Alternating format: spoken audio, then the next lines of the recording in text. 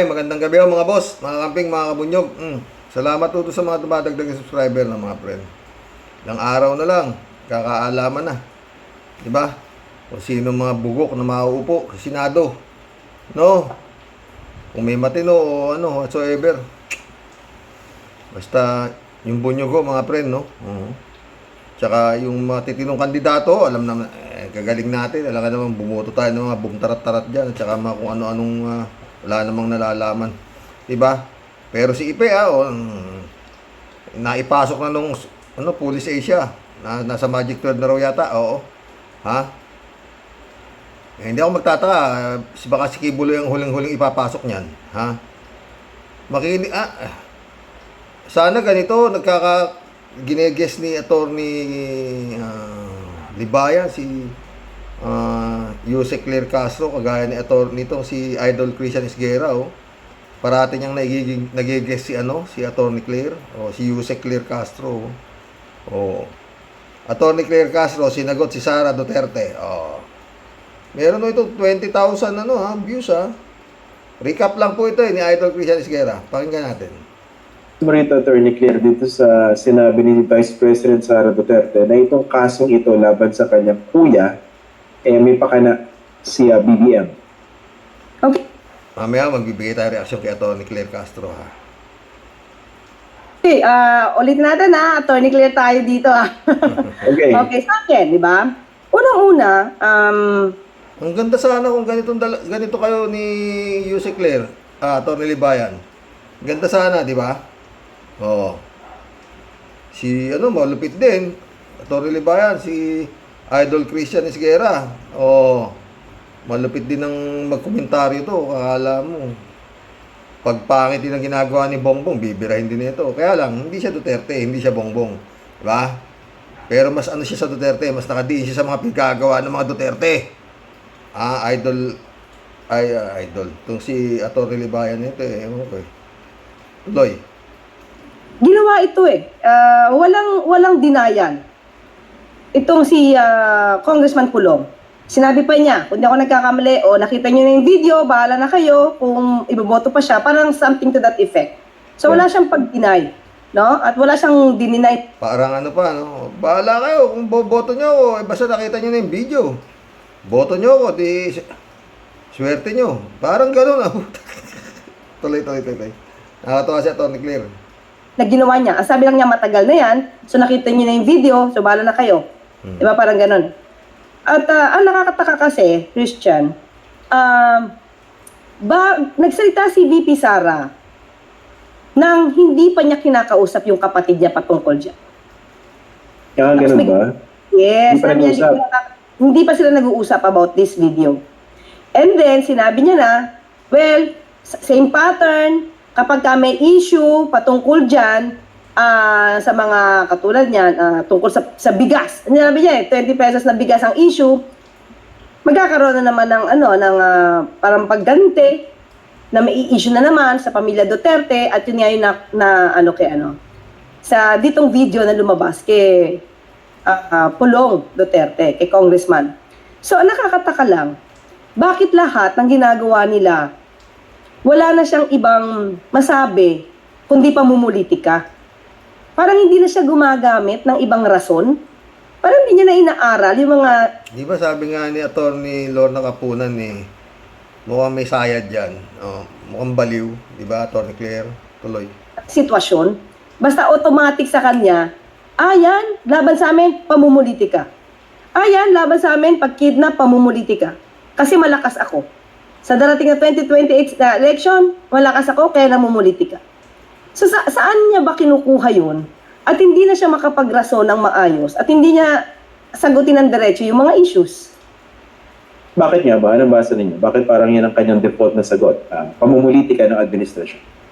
Unang-una, siguro, ito lang tingin ko, it's either wala talaga siya masagot or pangalawa, hindi niya alam yung facts at makasagot lang siya at makapanira or makatira sa administrasyon, sasabihin niya pamumulitika. Pero lahat, Christian, tingin ko, wala siyang kaalam-alam sa mga news. Parang sinasabi ni Attorney Claire na talagang itong BP Sara nito tanga. na nagmamagaling, di ba? Eh, di ba? Walang kaalam-alam, tapos daldal ng kung ano-ano, di ba? Eh, di tangang nagmamagaling, di ba, Atty. Claire? Tuloy. Just imagine, sabihin niya na wala siya nakikitang anumang nagawa ng gobyerno o let's say, si Pangulong Marcos Jr. Siguro naman, kahit naman hindi maka-PBBM, Christian, makikita naman sa news kung ano na yung mga nagawa. Lalo-lalo na kung tututok sa mga programa na pinapalabas sa PTV4, RTVM. The problem is, siguro nga, itim ang mundo ni VP Sara. Kaya wala siya nakikita maganda sa ano man nangyayari sa gobyerno. And, nakakalungkot yon. Parte siya ng gobyerno, pero hindi siya nakikiisa, hindi siya tumutulong, wala siyang nagagawa, at hindi niya nakikita kung ano yung pwedeng, yung potential sana niya, together with the President, na mas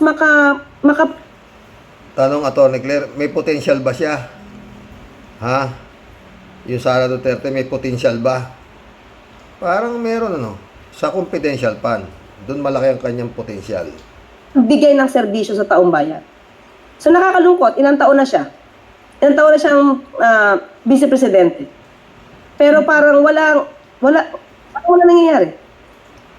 Pero I think Yusek, ano na yun na Marami namang nangyayari, Yusek. Malapit na nga ma-impeach sa dami nang nangyayari. Mga Mary Grace Piatos at kung ano-ano pang kawalangyaan ang nangyari. Pero, ang isinisigaw pa rin nila, sila pa ang winawalangya. Puting, anong klaseng mga pamilya ito? Tuloy. na we're way past that dahil matagal na nabiyak yung unit team, no? Nasa, parang I don't know kung imposible na yata ma-reconcile yan. Grabe yung sunugan na yan. Pero Christian, remember VP Lenny, di naman sila magkasundo ni dati Pangulong Duterte. Bakit nakakatapagtrabaho? Sa VP Lenny yun. Sa Sara Duterte to. Ayun lang. Yun lang pagkakaiba.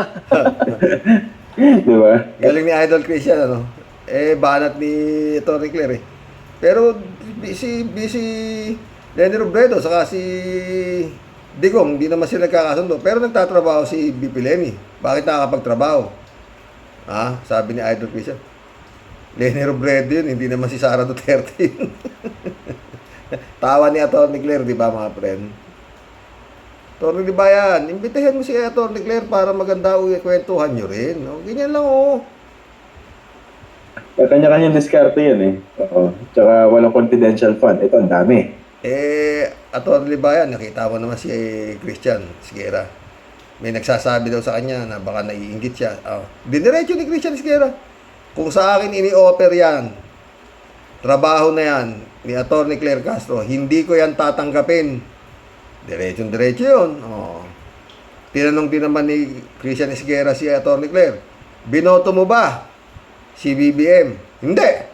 Walang kagatol-gatol yan, Atty. Libayan. Diretso. Hindi ko yan binoto. Sabi ni Atty. Claire. Kaya na humingi ng tulong sa akin pinag-isipan ko pa, matagal pa bago niya tanggap Tuloy. Dami. Oo nga, di ba? Nauna pang gastos yung confidential funds kesa dun sa budget para sa magnegosyo taday. Hindi siya nakapagbigay ng mga negosyo sa tao. Imaginein mo, 150 million pesos ang budget for that. Ang nagastos lang is 600,000 pesos. Nauna pang gastos yung confidential funds. Pero minsan naisip ko, Yusek, Siyempre, wala pa kayo sa gobyerno nito. Wala ba regret ito si BBM dahil yung unang confidential fund ni VP Sara ay galing sa opisina niya? Diba yung 125? Di ko alam kung may regret siya. Feeling ko lang wala pa. Actually, hindi naman 125 lang hinihingi ni Sara Duterte. 250 million. Ang ibinigay lang ni Bongbong 125 lang. Na inubos niya ng 11 days. Kung binigay lahat sana 250 million, kulang pa. Di ba kaya inabot na isang buwan bago na ubos? Parang lumalamo ng pera Wala pa ako noon Feeling ko lang. Pag binabasa mo kasi yung kilos ni VP Sara, remember yung nagkaroon siyang press con?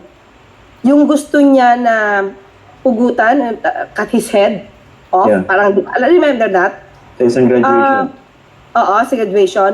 Meron doong parte kung saan sinabi niya na disappointed siya, na deceive siya, because one of the promises daw ni Pangulo is gagamitin niya yung 250th wing and may parte doon. At yung presidential chopper para nakakauwi siya sa kanya anak. Wow. Yes. Hindi daw yun natupad.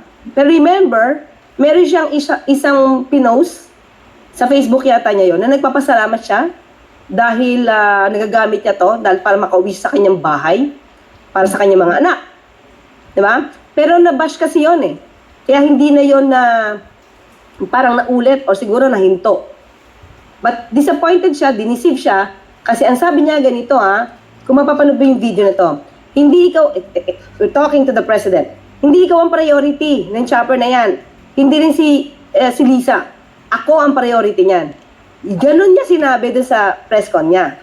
So, kung makikita mo na ganon siya magsalita, ibig sabihin, paano niyang kinulit si PBBM for that 125 actually hindi lang 125 ang nabigay, 125 lang eh. 250. It's more than that, tama? Ang sinabi ni Senator Coco Martin, parang more than that. 250. Ang nabigay lang is 125 million pesos na confidential funds.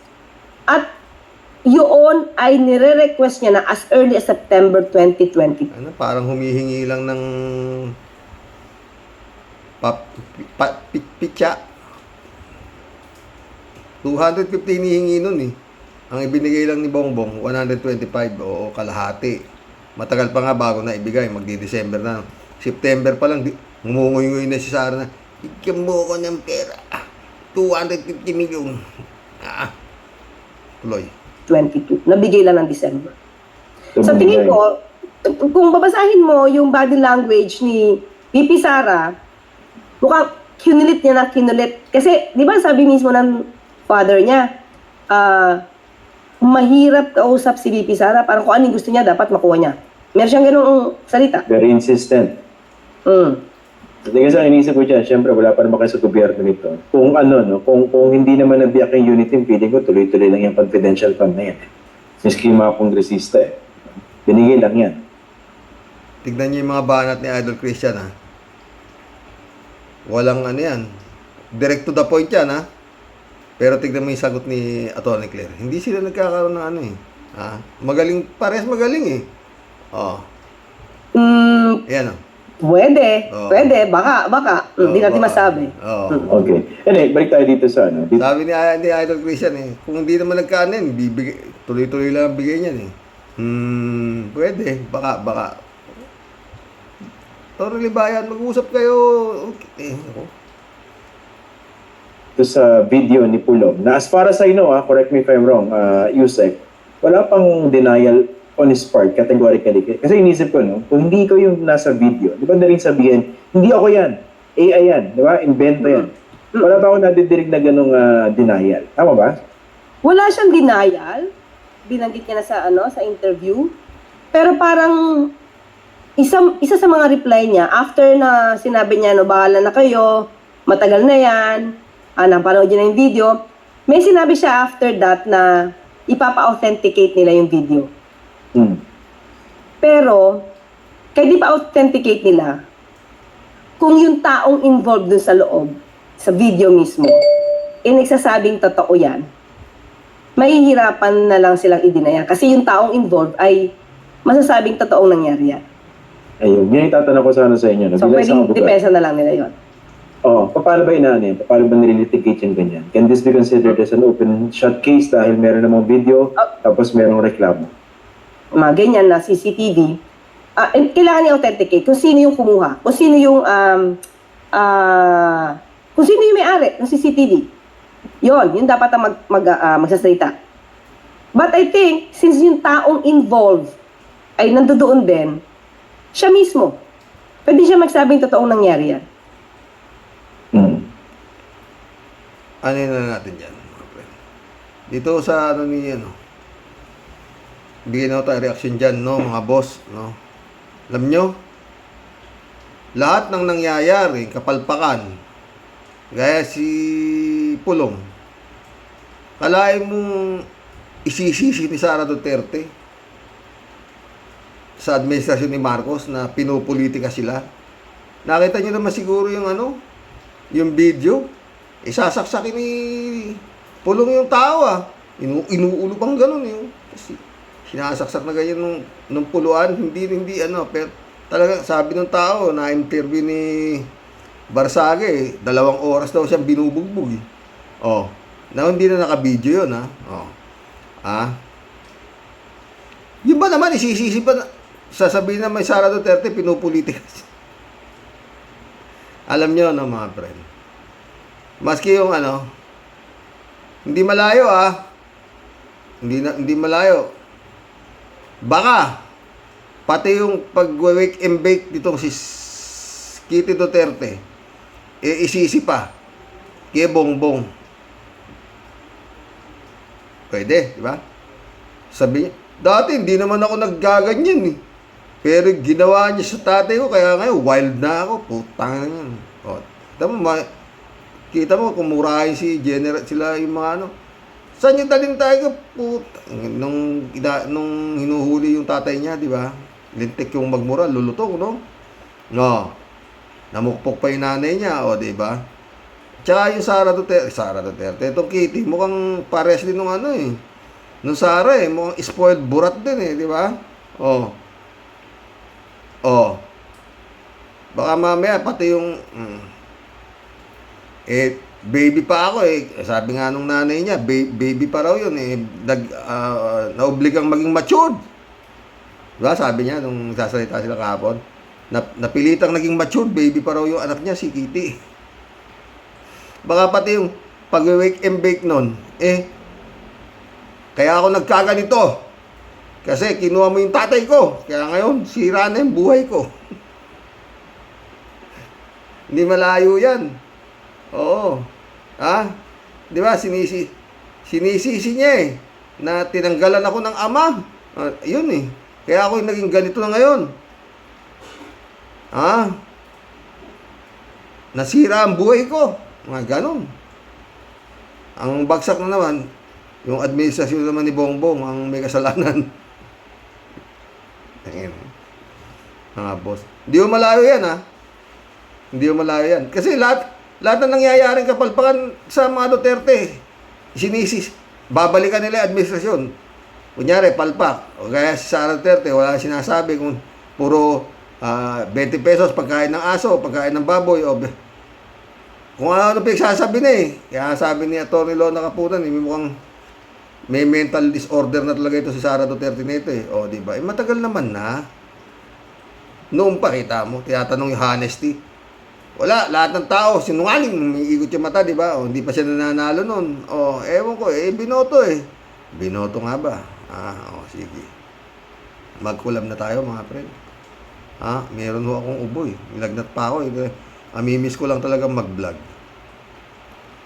Namimiss ko talaga maski pa isa-isa, namimiss ko yung mag-vlog, makipag-collab sa inyo, magbasa ng mga comments yung magaganda. Pero may mga isa lang yung tangang nakapasok. Hindi ko naman, binura ko na.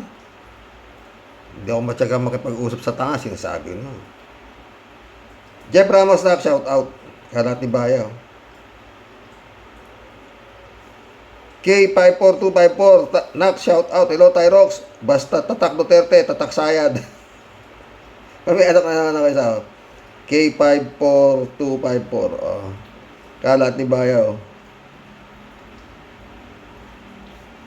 Ramon Ponce de Leon, shout out. Sa mga tanga, utu-uto at bubutante lang, papasa ang mga panawagan na iboto ang padapa. Sabi mo pa. Kalat niya naman, Naman, Diyos ko day, puday. Ano ba naman yan, Kasani? Huwag na nating patulan ang mag-ina na yan. May tulo ang utak ng dalawa na yan. Baka mahawa pa tayo ng putragis na mag-ina na yan. Ikaw rin.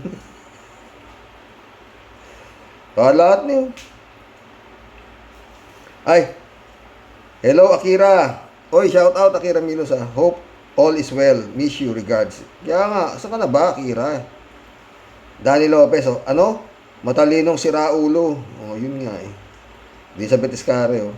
Good evening, Sir Rox. Ibang klase talaga itong lahi ni Duterte. Ibang klase talaga itong puro may mga sayad. Tama yung si Atty. Enzo na prinsesa ng fake news itong si Kitty. Ayun nga. Mantakin mo, isang tawag lang niya sa tropa niya. Tulungan ninyo ako! Re-ready ng bahay namin, sabi ng CIDG. Puntahan naman ngayon yung mga tropa. Sabi naman ng bakla na nawagan ako sa mga kasamahan namin. Tara punta, sakluluhan natin si Kitty. Baka epekto na ng ganyan yan. Kung na ano niya ha.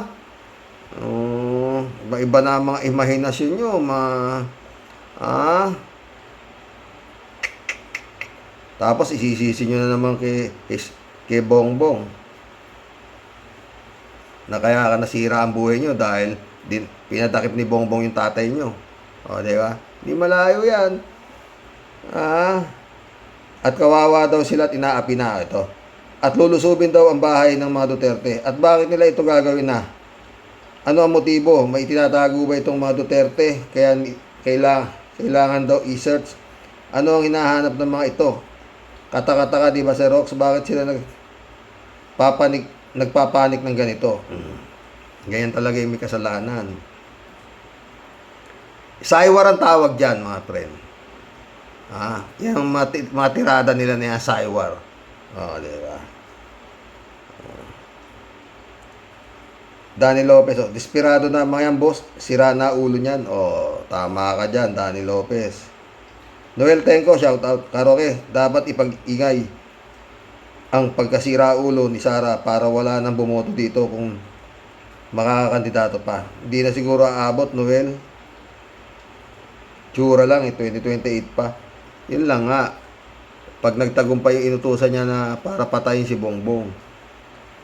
Kalahati ba ayaw? Basta, masasabi ko lang dyan, ay Duterte, ay, patay tayo dyan. Kalahati talaga, Yan. Pasensya na po, kala ko po, base kumumi ninyo. Ay, kayo ay isa sa mga aso ni Digong nyo. Isa rin po pala kayo sa mga tutorials. Ito mo, masyado talagang mait ulo ko sa mga trolls kasi mga baliw talaga lahat na. No problem, Brad, sabi ni akala ni Joe Films Maka Duterte si isang tropa lang tayo dito.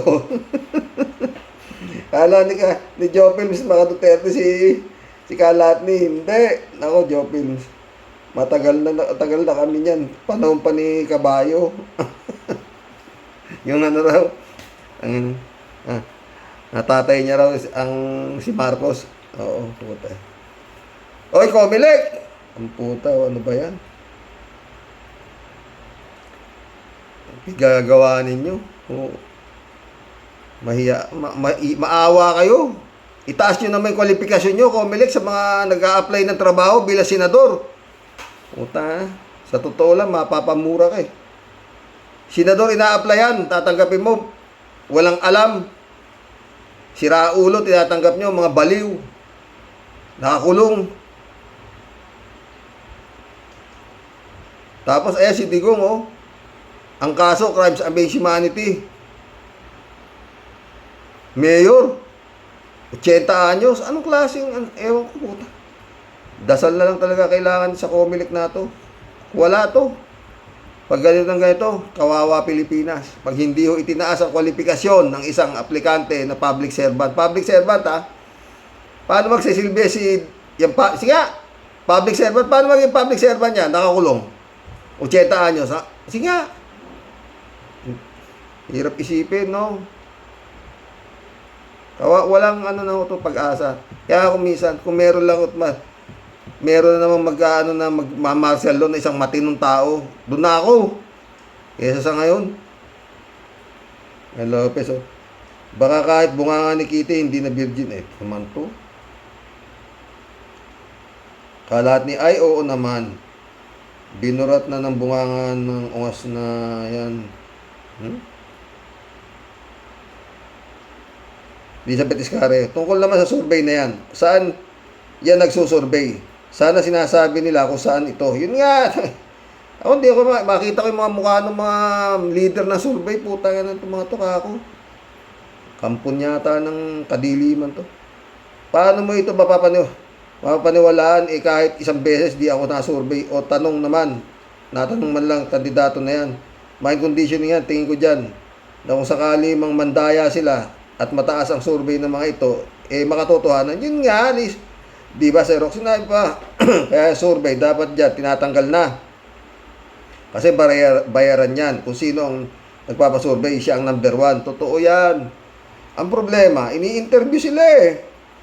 Bakit ba ito nakuha mo? Papaliwanag naman ng mga gunggong. Kasi ganito yan, ganun. Kasi naawa yung tao, ganun. Kaya tumaas sa survey nito si ano, ganun. Ang puta, pag nakakita sila ng isang rason para itaas nila yung trust rating at saka yung performance rating ng isang kandidato. No. Kaya yun, si Ipe, sasabihin naman.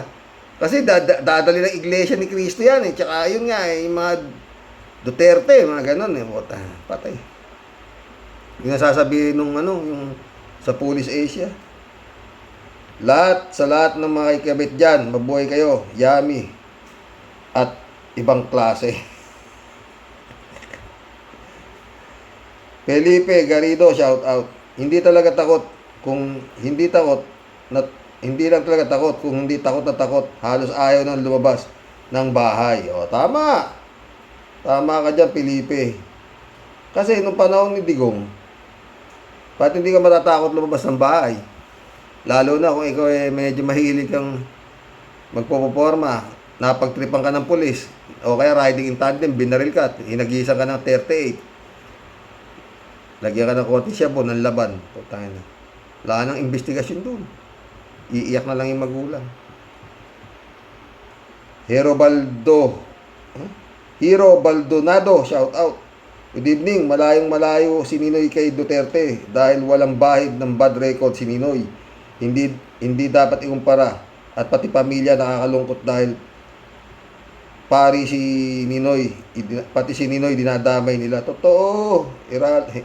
Hero Baldonado. May silingling-lingan. Danny Lopez, oh. Dapat sinasabi niya bunsong anak siya sa kabit ni Duterte. O, diba, Danny? Yun nga eh. Kalat niyo ulit, good evening ka, bomba lang ng bomba kasani. God bless your family. God bless kalat niya. Danny Lopez, oh. Utak demonyo mga yan. Yun nga eh. Percival Ulip, shout out. Jokiano.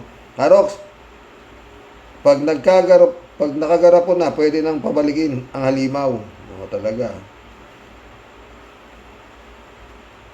Joke ano nito. Gaga kayong mag-ina para matahimik ang bansa. Tumigil na kayo. Jab Alvaro. Shout out ha. Federico Mandaco. Hindi naman nakapagtataka kung bakit ganyan ang anak ni Digong. Lumaki kasi sila sa mundong sila. Naman? Lumaki kasi sila sa mundong sila ang kinatatakutan. Hindi biro yung 30 years plus na sila ang hari ng Davao. Kaya hindi nila matanggap yung mga nangyayari sa kanila ngayon. Na hindi na sila gaano ka-powerful lalo. Ngayon, nakakulong na si Digong. Pilit na hinahawakan ni Sara yung status symbol na powerful pa rin. Pero hirap na siya. Kaya lutang na lutang siya. At mukhang may sayad na.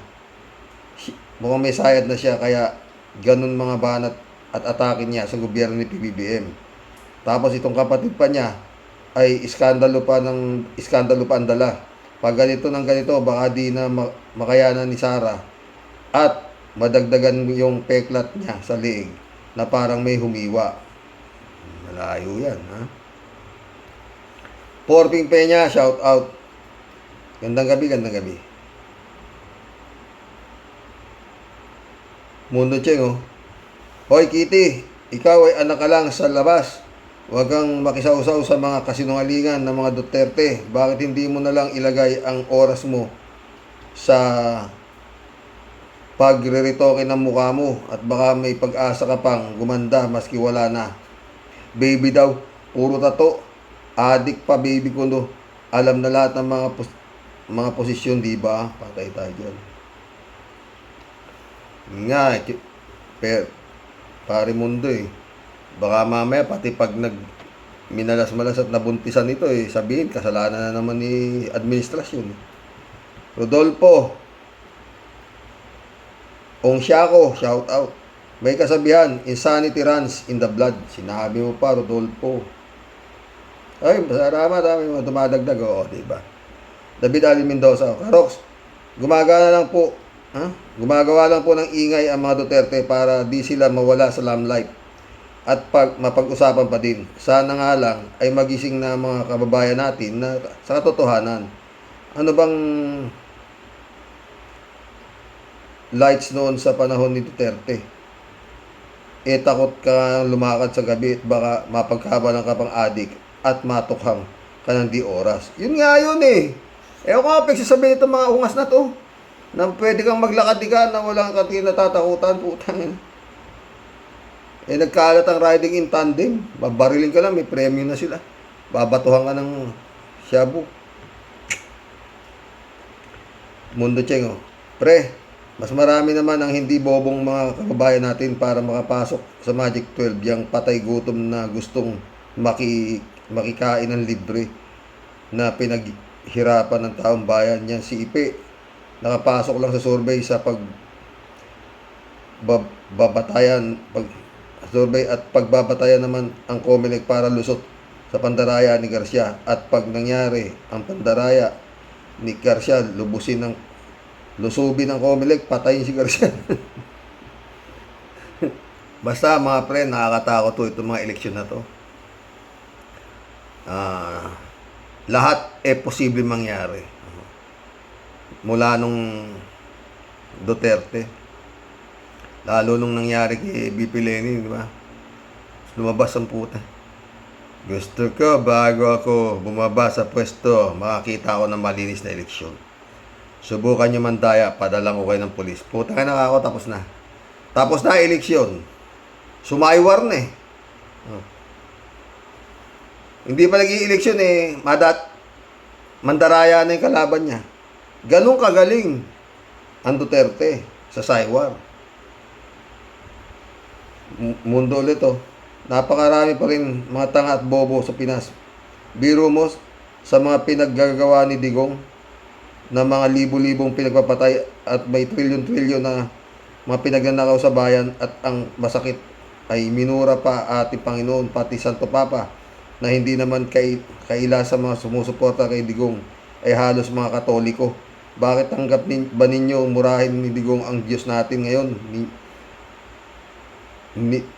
Diyos natin ngayon, ninyo sabihin hindi kayo mga tangat bobo, mga PI kayo. Oy, yung mga Katoliko, mga kasama ko Katoliko, mga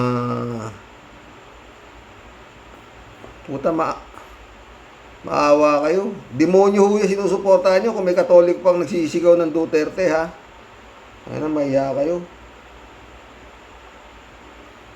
Huwag na kayong magkatoliko. Kung ganyan din lang, mapi na ka rin kikibulog. Kakahiya kayo. Mundo Cheng, mga Duterte at si Hanilet hindi na tinatablan ng hiya dahil lahat nga ng mga tinatamasa nilang rangya sa buhay ay galing sa pandarambong ni Digong sa bayan. Kaya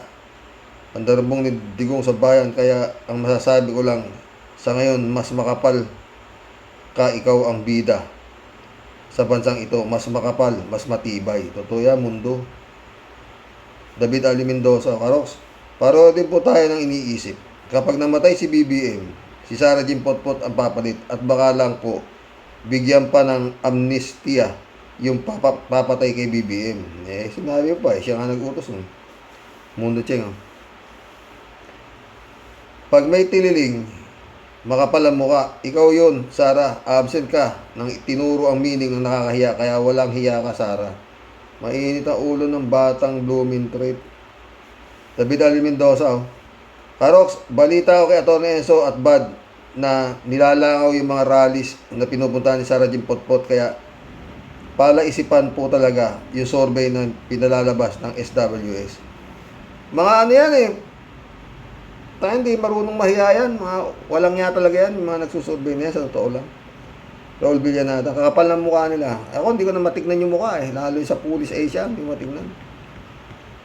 Greetings Kuya Rox, at sa inyo may bahay, God is always caring for us. Sinabi mo pa, Raul. Strelita Hero, shout out. Oo. Good evening, Sir Rox. Kamusta na kayo? Sana po lagi kayong nasa maayos na kalagayan dyan. Ingat po kayo palagi. Salamat, Strelita Heroes. Buti ka pa, nandiyan ka sa Japan eh. Ang ganda pala ng ano dyan ha. O, di ba may pinalabas ako tungkol sa Japan? Napakalinis, napakaganda ng ano, ng takbo ng Japan. Oo, dito putik. Cute Survivor, shout out. Hello po, Tay. Ako rin po si Mistisan Bangos. Sa old CP ko po, pakikinggan ang vlog ninyo while in bed. Pag kagigising ko lang po sa umaga, ako ay magko-comment. More power po, Tay. Sinabi mo nak eh. Ano ka pa, nandiyan ka pa rin ba nak sa ano? Sa Japan? O baka nandito ka sa Pinas ha? Ano siya eh? Interpreter. Si Rain Ichu. Interpreter po siya sa Japan. Lorelai Bernardo, shout out. No to Duterte killer. Expel Duterte. Huwag nang pabalikin sa Pinas. Inabi mo pa.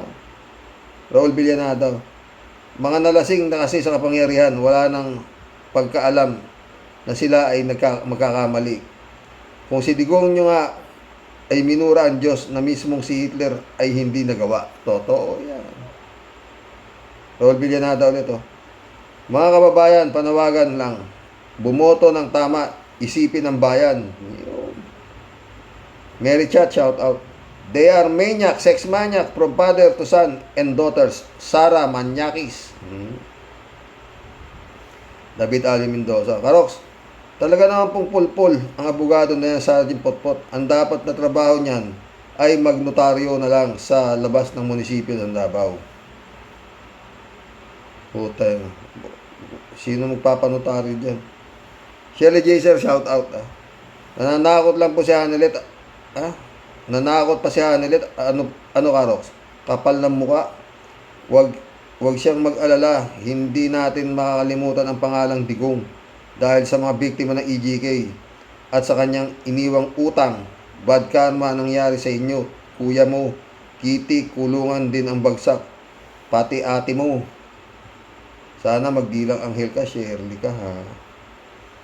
Friend Shermy Sapeda, shout out. Christian Sen, July 7, Alcantara, shout out sa inyo mga bossing. Dolor Garcia, Fred Ivy Bingson, shout out. Eman Scalona, shout out.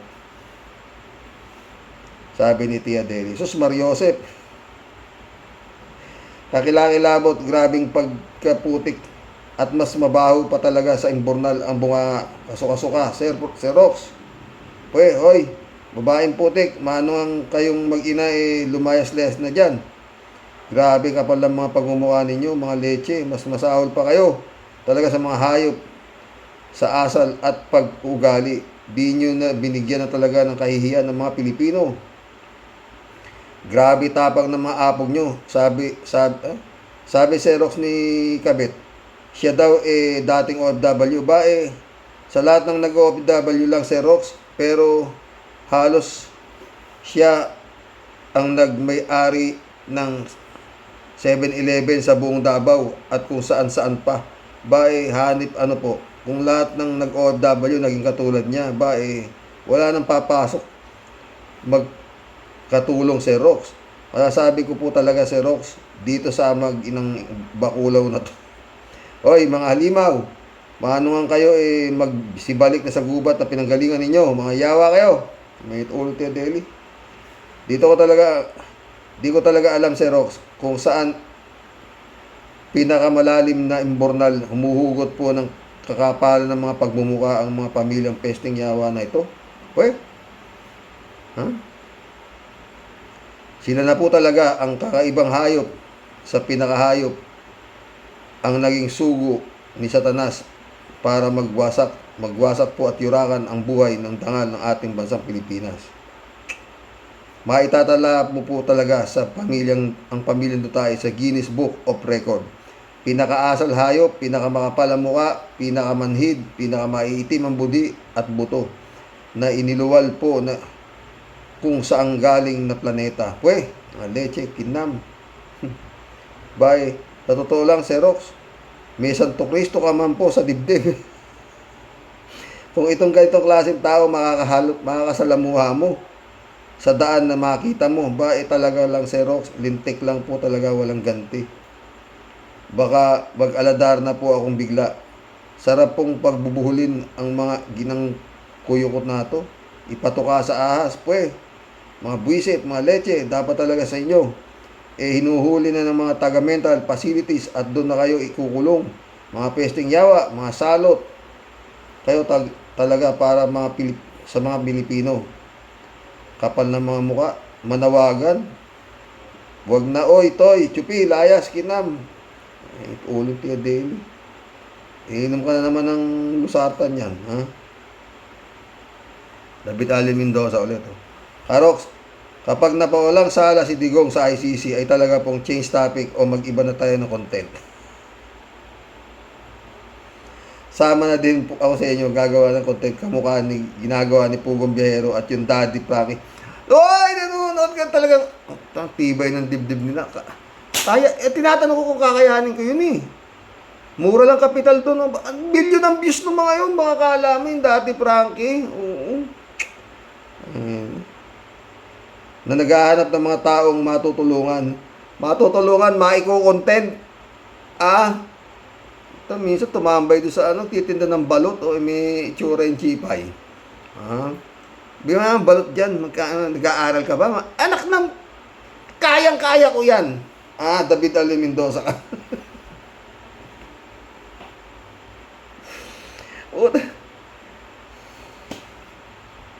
Ay, nako.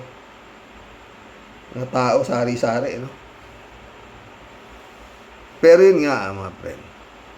Dami kasing dito. Mga maawain na mga, lalo kay Pugong Biyahero. Laki kinikita, no? Librado de Bico. Meron pa, maraming ganyan, puta na.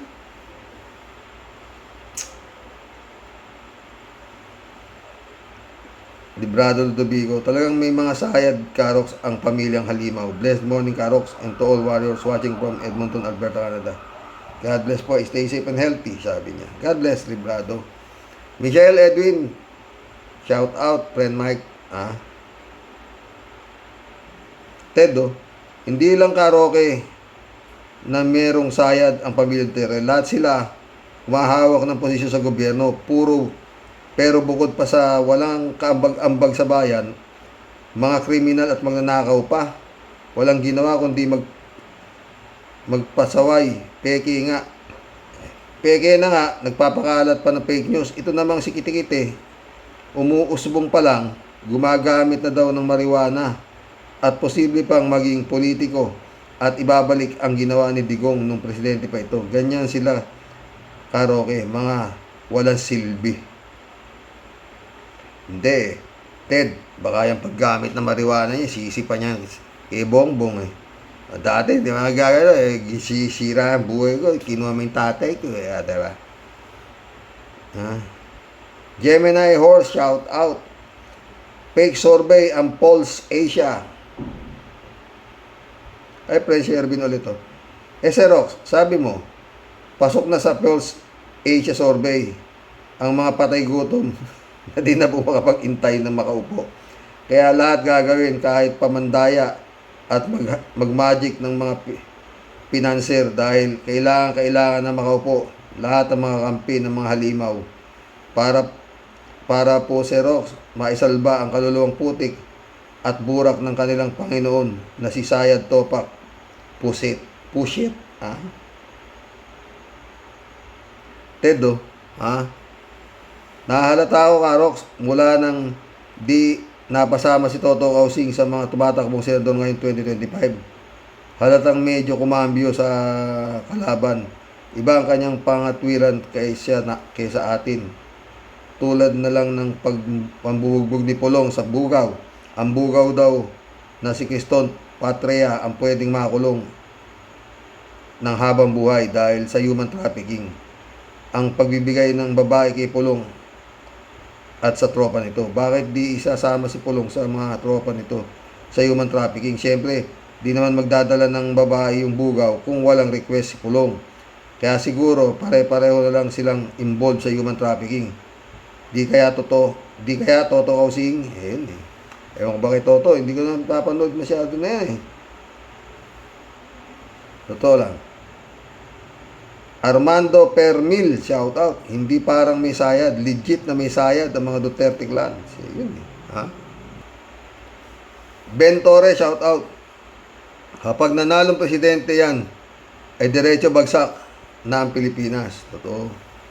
Ben Torres ulit. Ibig sabihin yan, ay utak kriminal ang mga sumagot sa survey. Totoo. Ben Torres ulit. Natutuwa ang mga tao at nakalabas sila ng walang takot. Kaso, mas marami naman ang namatay ni Digong kaysa. Kaya paano naging tahimik yun? Mas marami ang namatay. Sa mga gunggong na nagsasabing maganda yung buhay ng panahon ni Digong. Tangin. Ben Torres, huwag nyo na masyadong tirahin ang mga Duterte. Baka manalo ang mga yan at gantihan kayo na mga kontra sa kanila. Ano ba yun? Wala malabo na yun. Di manalay. Sid Borromeo, shout out. Lalo na yung mga nabubudol nila na naniniwala pa din sa kanila. Yun nga eh. Luisito Season, shout out. Hanggat nangingibabaw ang survey ay hindi na titino ang bansa. Sana'y isang batas na ipagbawal ang survey niyan at gayoy mailuklok ang mga politiko na maglilingkod sa bayan. Kaya nga, tanga na survey yan, oo. Di nahihiya itong mga hype na to sa totoo lang. Tanga na. 3J show po. Kaya ang lakas ng loob noon ni Digong na magdadaldal sa Senado at sa Quadcom na kesyo, dami na niyang pinatay pero di naman daw siya kinakasuhan. Talagang pinagmamalaki pa niya kasi alam niyang untouchable siya. No one dares to take him to court. Baka sipain lang niya. Kaya wala siyang kamalay-malay na ang ginawa niyang pag-amin sa Senado at Quadcom ay siyang susi para siya ay makakulong sa ICC. Kampante siya noon, di ba? Parang haring nagmamalaki na, oy, di nyo ako kaya. Kaso, ang tadhana ng gumalaw. Totoo yan, 3J show pa. Pastor Jun Lagon, my friend, shout out. 3J show po nito. Hello to all. Please vote Bunyog, number 87. Vote Kiko Pangilinan, Franz Castro, Luke Espiritu, Bam Aquino. Di ko pa kilala yung iba. Tignan mo lang, friend. Madali na makilala yung mga dynasty, di ba? Di ba? Wilfredo Pampilon, shout out. May sayad ang mga Duterte. Totoo yan. 3J show po. O nga pala, Sir Rox, alam mo, ang mayayaman, kahit gaano pa karami ang kanilang datong, kung puro palabas ang pera nila, walang pumapasok, masasaid din ng bangko. Kasi taon na bibilangin sa kaso ni Digong. Ilang $150 million yan. Kung aalatin pa sila sa politika at hindi na sila manalo ay napakasakit, Kuya Roque. Kaya wala na silang confidential fund. Bayad dito, bayad doon ang mga alipores nila. Tapos wala namang perang pumapasok. Nagsasawa na rin siguro ang mga taong ordinaryo na yung totoong makadigong. Kasi gutom lang inaabot nila sa rally-rally na yan. Baka ba, di lang yan abutin nila yun. 3J show pa rin. Sir Rox, alam mo yan si Attorney Kupam? Magaling naman talaga yung abogado. Siyempre, experienced lawyer. Yan, kaso hindi niya matanggihan ng offer na $150 million a month. Ang singil niya kahit alam niyang bokya si Digong sa ICC. Anong paki ni Attorney Kupam? Kung matalo siya sa kaso, meron naman siyang milyones sa bangko. Totoo yan. Marilu Pabian, shout out. Good nun po tayo sa mga ka-warriors. Kaya hindi sila dapat makaupo muli sa Malacanang. Baka tuluyan ng maging itim ang ating bansa. Totoo yan. Kasi hindi yan maglilingkod sa kabutihan ng bansa, kundi puro pagiganti sa ginagawa nila sa kanilang pamilya. God bless our country. Sinabi mo pa.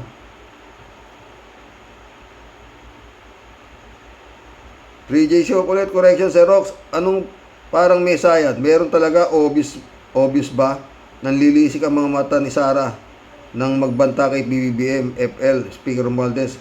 Si Hello Kitty, wake and bake, na proud pang pinangangalantakan sa social media. Si Pulong na proud ding mambugbog on camera. Anong tawag mo sa kanila? Ideal family? Hindi, mga kriminal. Joe Films din, Lahat sila ay kalaboso rin kalaunan. Yung iba pwedeng mapunta sa ICC gaya ni Indaya at Pulong at sina Kitty Hanelet at Baste sa mental hospital. Maligaya ang sambayan ng Pilipino kung silang lahat, pati mga aso ng mga Duterte, ay makakalaboso. Totoo yan, Joe Films.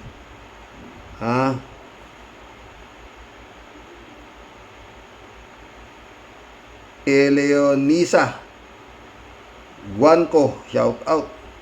Huwag maniwala survey, fake news. Sinabi mo pa. June Biloso, shout out. Nagpapapansin lang yan. Nasilibayan. Dispalinghado utak niyan. Patay tayo dyan. Jan Dimango, my friend, shout out. Oy, salamat sa tulong, Salamat, Jan Dimango. Jan Dimango ulit, Friend, pareho tayo. Kahit saang anggulo tingnan ang mukha niya at lahat ng pagkatao niya ay wala akong kabilib-bilib. Totoo. Anay ang nakikita ko sa buong pagkatao niya. Lagi ko ring sinasabi na di na dapat pinag-uusapan ang mga pamilyang yan. Puro baliko ang mga pagkatao. Masamang damo talaga. Totoo yan, friend. Inang yan. Chupisa Bunao. Toto Kausing, ano nangyari po sa inyo? Bakit DDS ka na rin po ba? Nagtatanong lang po kung DDS ka na rin po. Sayang ka po. Hindi ko na alam yan. Chupista Bunao ulit. Ay nako, yan survey na yan. Kahit kailan, di naman nagsusurvey dito po sa lugar ng Taytay at sa probinsya po namin, sa Bicol, sa Batangas, sa Laguna, sa Cainta, lahat po yan, walang nangyayaring survey kahit kailan. Bakit ba may survey pa? Halatang pera-pera lang nang di pagkakitaan mga surveyor. Mag-isip naman kayo, tamang paraan yung patas para sa mamamayan.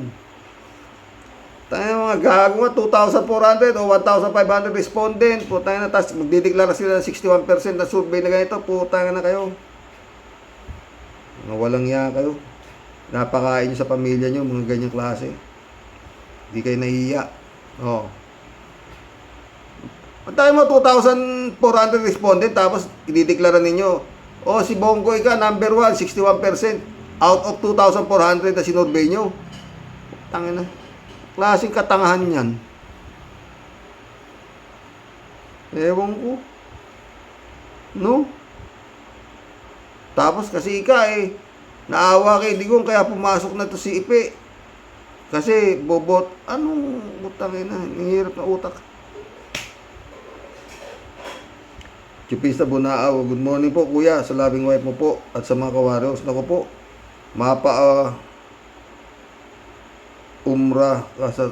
mapapamura ka ng di oras. Baby pa si Kati, pusang ama. Talaga kala mo di makabasag pinggan at akala mo kung sinong inosente. Demonyita naman ang kalooban. Nakakairitang tingnan ang mukha niya. Di ko nga po kinaya tignan ang mukha niya. Nakaka-high blood. Ewan ko kung ano yun. Ba't ang itsura, no? Ana Pelgo. Pag nilabas na yung mga pag-amin ni Digong sa Quadcom, na under oath niya, tiyak, tamimi ang abogado ni Digong na si Kaufman. Dagan pa ng mga witness at mga biktima ng EJK ni Digong, wala si Digong. Kaya nga kaya Anapelgo, pinipilit nilang madismiss ang kaso through technicalities na walang jurisdiction, ganito. Yun. Kaya madaan nga, bukas pag-usapan natin yan. Pag hindi nila na ipa-dismiss, yung kanilang argumento na walang jurisdiction, tapos na. Ganun na yun. Oo. Yung ganun na lang kadali yan eh. Kasi sabi nga ni Roque, kailangan umaksyon na ika-ICC kung i-dismiss o hindi si Digong. Diba? Pag hindi i-dismiss si Digong, tapos na si Digong. Walang ano na eh. Wala namang kalaban-laban talaga eh. Wala silang ididepensa dahil inaamin naman ni Duterte na talagang kasalanan niya lahat, di ba? Tinuro niya pa nga yung mga si Bato na yan. Ano yan? Death squad din yan, di ba? Marami siya tinuro ng mga death squad niya sa Davao, di ba? Sa totoo lang, siya pa rin nagturo kay Kibuloy kung nasaan eh. Di ba?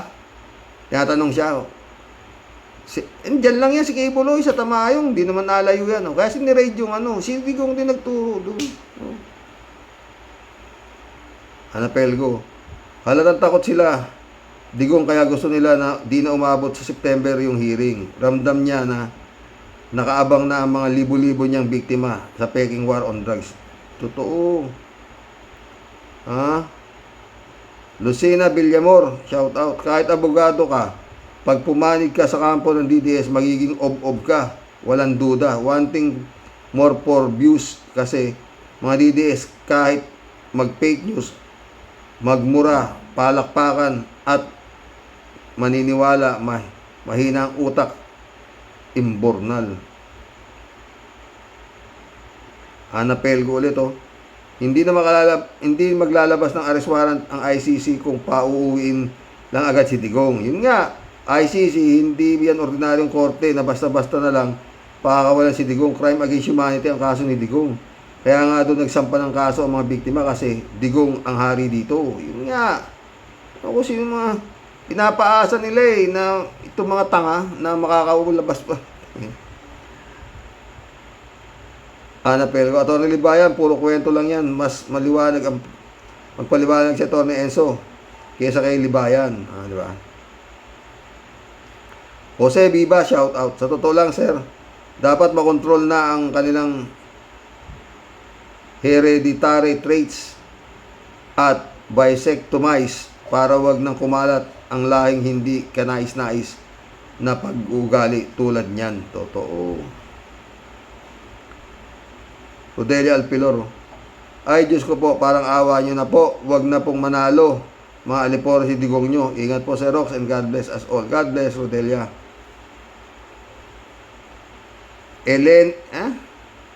Elena Ompoy, shout out. Pamilya Bayolente, Pamilya Baliw. Elena ulit Kaya naman pala napakalaking utang iniwan ni Digong kay Michael Yang, economic advisor niya. Chinese drug lord. Yun.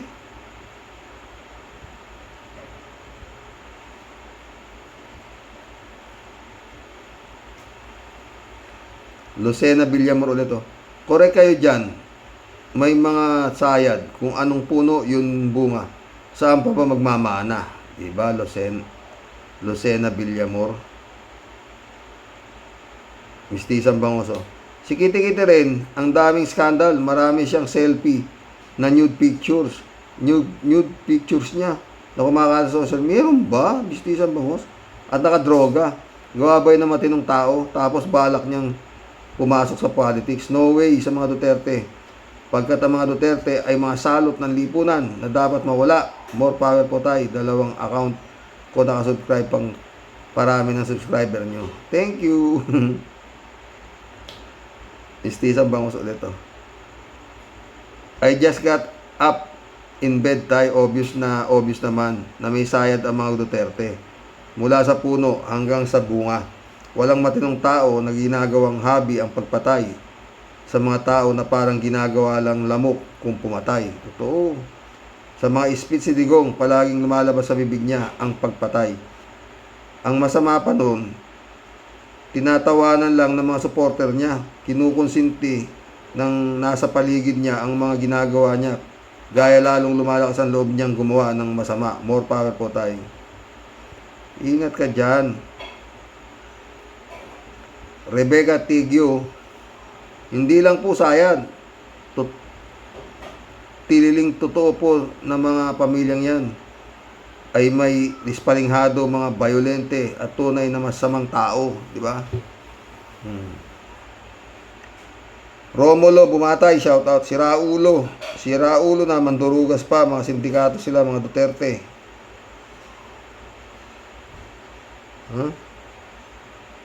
Recto Alupay, shout out. Dapat gayahin ni BBM si Digong na pumapatay ng tao. Dapat ang kanyang pagpapatayin ay ang mga supporter ni Digong din. Para parehas pumapatay ang tao, unahin niya na ang mga Duterte. Wala, hindi kaya ni Bongbong. Leonides Orbuda, shout out. Ano to?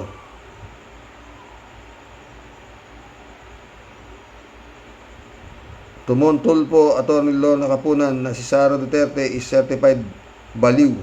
According to Montulpo and Atty. Lorna Kapunan, na si Sara Duterte ay certified baliw at kahit anong basura na lang ang pinagsasabi. Totoo yan. Ako dating alam ko na mga baliw eh. Mula pa lang nung nangangampanya yung tatay nila, alam kong baliw. Danilo Magno. Kaya di ko pinagsayang tinta ng ballpen yung mga yan. Akala nila na pakatanga ng mga Pilipino. Akala nila hari pa si Katay Digong. Marami din kasing mga politiko noon nagpakatanga sa panahon ni Katay Digong. Mga hunyango ngayon natuturuan niya. Danilo Magno, magaling ding artista ang kabit at anak ni Katay Digong. Kasinungalingan, walang katapat. Totoo eh. Malu Santos, shout out. Baby pa daw pero ang dami ng retoke sa mukha. Eh, baby nga raw eh. Malu Santos ulit to. Gumagawa ng gulo para pagtakpan ang ginawang kababuyan ni Pulong. Ganyan yata ang style niyan. Gumawa ng chaos.